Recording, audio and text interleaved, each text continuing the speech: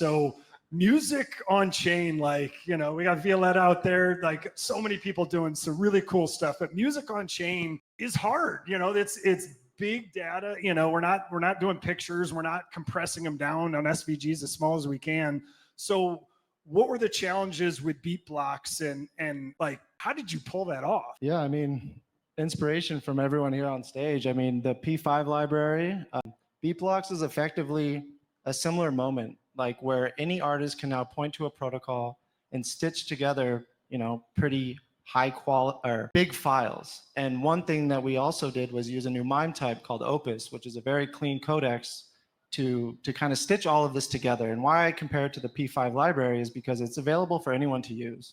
And I was nodding because Snoop was mentioning something about the latest child. So we can always keep this protocol up to date. In any libraries, we've inscribed over 25 megabytes of data to make this possible. And people talk about Bitcoin as a currency, and I think it's a store of value. And you know, with art and culture being stored on Bitcoin and music being out of that conversation just didn't sit well with me. I was like, we're these PFPs, we think they're good art. Once the price goes down, like, is it? And music has moved generations and has done so much, and it's not being represented or stored.